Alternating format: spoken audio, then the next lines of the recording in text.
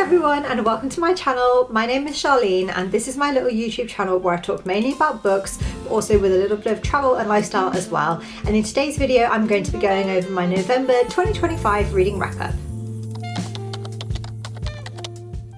Hi everyone, I hope that you're all doing well and that you've had a good week. As I just said in my little intro there, in today's video I'm going to be going over my November 2025 reading wrap up with you, which will include books I've read, books I've picked up, and there's also a couple of other little bookish things that I wanted to talk to you about as well. I hope you've all had a very successful reading month. I have not. No, it's not been too bad. I was hoping to get through more books in November, but my workload and my social calendar has been really full and it's just been a super busy month. So all in all, I just haven't had that much time to get around to reading, and also, as you all know, I'm a slow reader, so that I need a little bit more time to get through books than the average person. And so I've only got through a couple of books this month, but I'm excited to talk to you about them, so let me get on to it. So the first thing that I was going to talk to you about are the books that I've read this month, starting with Weyward by Emilia Hart. This was my first read of November 2025 and I read this with two of my friends. We all had the same book. We all wanted to get around to reading it. To be honest, this had been sat on my shelves for months. I wanted to read it for a long time. I just hadn't got round to it. Something kept coming in before it. And so when we all realised that we wanted to read this and we were reading around the cosy, spooky season, we were like, yes, absolutely, let's just get on with it. So we did a buddy read of Weyward by Emilia Hart, and I'm so glad that we did, because it was really interesting to read it with your friends and to see the book from everyone else's perspective. Like, what I took from it was slightly different to what my friends took from it, and that was really interesting. So I'm really glad that I did that. I have done a video of a spoiler-free review of this book, so if you'd like to know a little bit more about it in a little bit more detail without giving too much away, I will post the link to that video in the description. You can go and have a look at that video. But let me just tell you a couple of things about it. I will start with the blurb. Here we are. 3 women, 5 centuries, one spellbinding story. In the present day, Kate flees a traumatic relationship to the Cumbrian cottage she inherited from her great aunt, but the cottage hides secrets of its own. In 1942, Violet rebels against her father's ideas of a proper young lady until he takes matters into his own hands. In 1619, Alpha is on trial for witchcraft, implicated in the gruesome death of a local man. 3 women they try to cage, but wayward women belong to the wild and they cannot be tamed. So as this book suggests, the blurb suggests, this is a book all about witches and about women throughout different periods in time. As the blurb said there are 3 main characters, which are Kate, Violet and Alpha. And so this book is really interesting because it gives you the story from multiple perspectives, which I always love, a multiple POV, because you get to look at the story from all different periods in time, all different points in time, and also from the perspectives of different people. So it does do that. It jumps around between those 3 stories, but they do tie together absolutely seamlessly. And it is just such an interesting read. For those of you that don't know, I absolutely love anything and everything to do with witches. I love stories about witches, books, documentaries, movies, TV programs, everything. I love it all. I just think it's so fascinating, and it makes me feel like a little bit empowered, and it's always quite a feminist angle, you know, a story about witches, so I absolutely love it. And so I really enjoyed reading Weyward. I won't lie, there were quite a lot of difficult things to read, so if you are planning on reading it, just have a little check of the triggers and the trigger warnings. I did mention a little bit more about that in the other video I was referring to, but there are a lot of difficult subject matters that are dealt with in this book. Saying that, it is written so beautifully, and the story kept my attention right from the very beginning. There wasn't one character who I didn't want to hear about as much. I was equally as interested in all 3 stories and the way that they tie together. I thought it was beautiful. It was like raw and angry and empowering. It's written so well as well. And yeah, it was just a really lovely, magical, feminist, angry, in parts hard to read story, but it felt like a really important one. So I'm really, really glad that I read Weyward. And if you enjoy anything about like feminism, women's history, witches, anything like that, then you will definitely enjoy Weyward. And I ended up scoring this a 4 out of 5 stars. I did really enjoy it, and in my rating system, that's very good. So yeah, that was my first read of November 2025, and that was Weyward by Emilia Hart. And the second book that I read in November 2025 was One Dark Window by Rachel Gillig. I only just finished reading this book yesterday, so I haven't done a review of it yet. I will do that and I'll put it up on the channel. But I also haven't completely collected my thoughts about it yet. This was a book that I picked up when I was in Florida, and it was so highly recommended to me by the lady at Barnes & Noble. I kind of told her a few of the things that I was into and that I liked fantasy and dark academia, romantasy, and she was like, I've got the perfect thing for you. And so she ran and got me One Dark Window. So I bought this and the next book after, Two Twisted Crowns. I bought both of these home, and I've just read this book. And it was so funny because as soon as I picked this up, I started seeing it everywhere on Bookstagram, and everyone was raving about it, saying about how it was like one of their all-time favorites. It was a 5 out of 5 and this and that. But then I was also seeing a very different side of it for a lot of people who were like, oh my God, I just couldn't get on board with this book. And I was like, what? How is there like such a split? And 3 people that I personally know DNF'd this book. So I was like, oh God, like I don't know what I'm going to think about this. So I didn't really know what to expect. And now that I've read it, I think I fall somewhere in the middle of both of those camps. But let me start with reading you the blurb, and then I'll go on to tell you a few thoughts I have about it. And then after a little while, I will collect my thoughts and do a proper spoiler-free review on it. But let me start with the blurb anyway. Elspeth Spindle needs more than luck to stay safe in the eerie, mist-locked kingdom of Blunder. She needs a monster. She calls him the Nightmare, an ancient spirit trapped in her head. He protects her, he keeps her secrets. But nothing comes for free, especially magic. When Elspeth meets a mysterious highwayman on the forest road, her life takes a drastic turn. Thrust into a world of shadow and deception, she joins a mysterious quest to cure Blunder of the dark magic infecting it. Except the highwayman just so happens to be the king's own nephew, captain of the most dangerous men in Blunder, and guilty of high treason. A maiden must unleash the monster within to save her kingdom in this dark, lush, gothic fantasy debut. So, reading that blurb and hearing that it's a dark, lush, gothic fantasy should be right up my street. And I did read and enjoy this book, but I was really hoping for it to be like a 4 or a 5-star book for me. I thought it was going to be really, really high up. And I did enjoy reading it, but there was just something about it that was like, I couldn't completely connect to the story or the characters. I felt like I was just kind of like looking at it from above and just observing the story casually. I didn't at any point feel like I was in the story, I was invested in the story or the characters or what was going to happen. I was just kind of like looking at it from afar with like moderate interest. And I know that, like I said, there are people on either side of this. There are people all over Bookstagram that absolutely love it and rave about this book. And then there are lots of people who are like, I DNF this. And like I said, I know 3 people personally who did. And I didn't dislike it enough to DNF it. I didn't dislike it in any way. I did like it. But I was just kind of like indifferent about it. Like the vibes are completely up my street. Like the dark, eerie, gothic fantasy. That is so perfect for me. I love a setting like that. I love anything with an eerie undertone. And yeah, I just love those kind of moody vibes. But the story just didn't capture me. I felt like a lot of the stuff that happened just happened very suddenly without very much background information or without any information really about the characters or anything like that. And that's why I say, like, I felt like I was kind of looking at it from afar or from above or something. Like I was observing the story and it was interesting. It's just that I wasn't all in. I wasn't invested. I didn't care that much.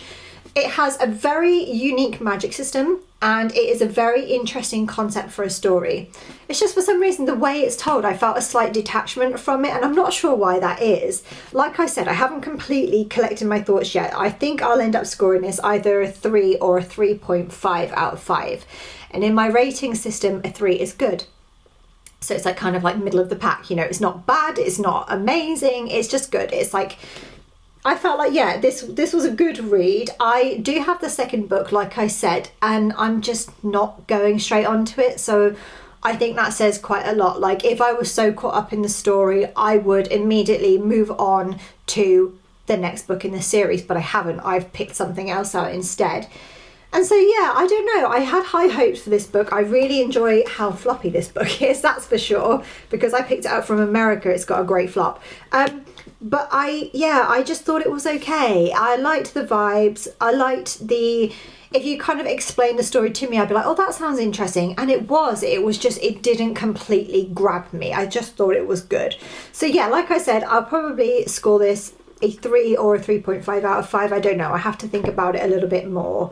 Very interesting, but it just didn't completely connect with me. But I would be so curious to know, because like I said, everybody that I've spoken to this is on one side or the other, and I feel like I'm somewhere in the middle. What did you think about it?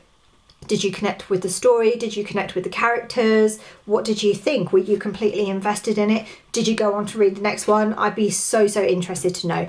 But that was the second and last read of November 2025. That was One Dark Window by Rachel Gillig.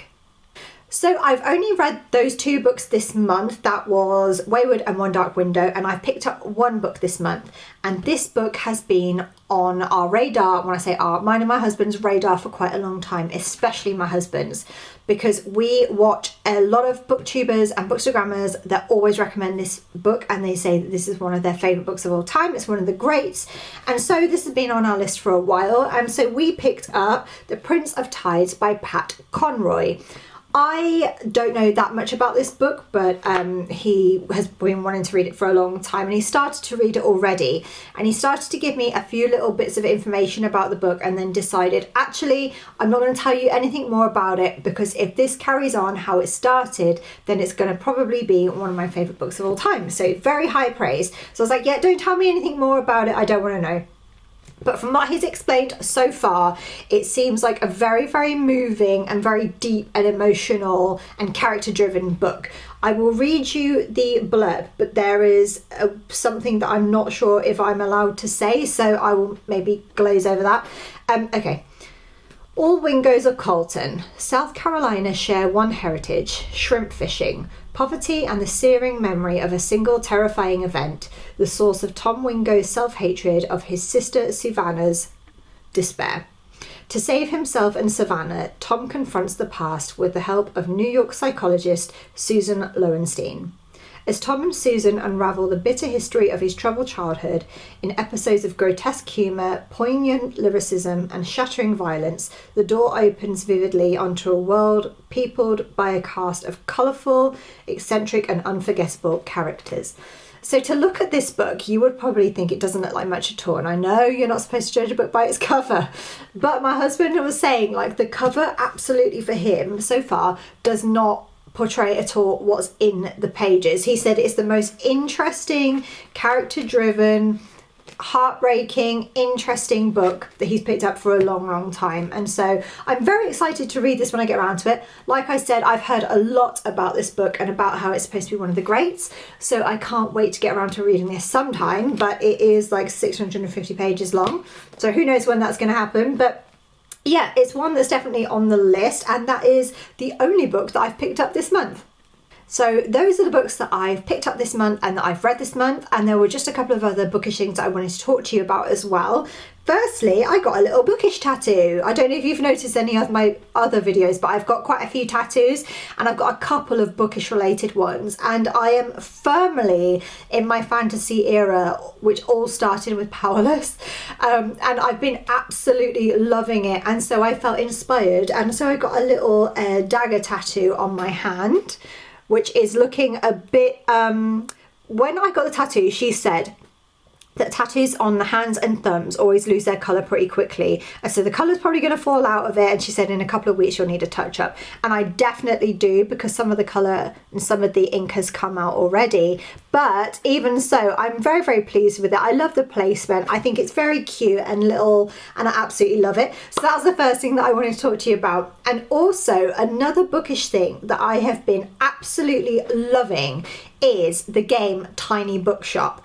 I am a cozy gamer, so I love gaming, but mainly on the Switch, mainly on the Nintendo Switch, and I love cozy games. Like Animal Crossing is like my favourite thing ever. And yeah, I picked up this game, Tiny Bookshop, and it is exactly as it sounds.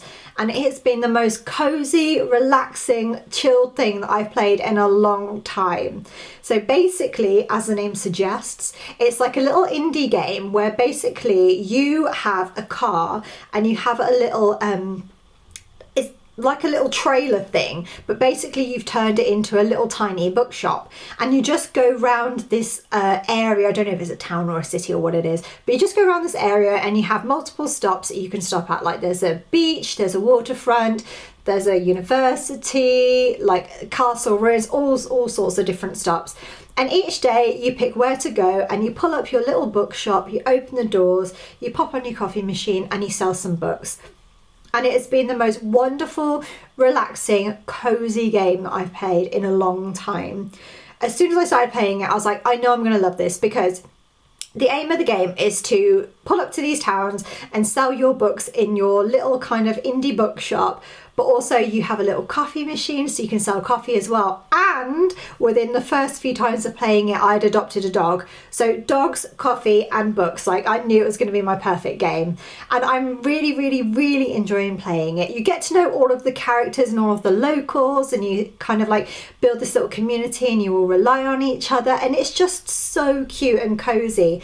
And it's very, very slow as well. Like I like a few games that are a little bit more kind of like high speed, but for the most part I like cozy, slow, chilled, relaxed, like zero pressure games, and this is one of them. There are a few little quests and things like that to do, but other than that, for the most part, you're just every day you're pulling up, selling your books. People come into your bookshop and they ask you for recommendations as well, and it's so great because they'll be like, excuse me, I need help, and then you click on them and it's like, what can you suggest for me? I'm looking for a book with a political message, written from a female's perspective, written by a female author, taking place in the past or something. So you rummage through all of your bookshelves and you find the right book for them. And it's so like fulfilling and satisfying when you suggest a book for them and they end up loving it. Obviously, there's been a few clangers, there's been a few things that I've got wrong, but I've been absolutely loving it. You give your recommendations, you pop your little coffee machine on and you make them a coffee, and then the dog that I've adopted, you can play with the dog, you can like play fetch with it and catch and all of this, and it's just the cutest little game ever. And I'm still pretty much right at the beginning of playing it, so I know that it's gonna invest even more of my time, and it's gonna be even better, and there's gonna be so many other little side quests and things like that. But I just thought I'd mention that because if you too are a cozy gamer or a person who just loves a little cozy life and you've got a Switch, I would highly recommend that you pick up Tiny Bookshop. And so that's everything that I wanted to talk to you guys about today. Like I said, it hasn't been like the biggest book month ever, and I haven't read loads and I haven't picked up loads, but it has been a busy month, and otherwise I just wanted to keep everything very cozy and chill and low-key, and so that's what I've done. So I hope you've enjoyed this video. Please let me know if you've read any of the books that I've mentioned in today's video, or if you've paid Tiny Bookshop, or if you have any recommendations for me, any suggestions for me, anything coming up, anything that I should know about. Chat to me in the comments and let me know. Thank you so much for watching this video. I love chatting to you guys, and I love getting to know you and building this little community, so I love it so much. If you could like this video, I will love you forever, and if you subscribe to my channel, I'd love you even more. And yeah, I think that's it for today. Just thank you so much for watching my little video and for being here, and I will see you next week in my next video. Thanks so much for watching. Bye!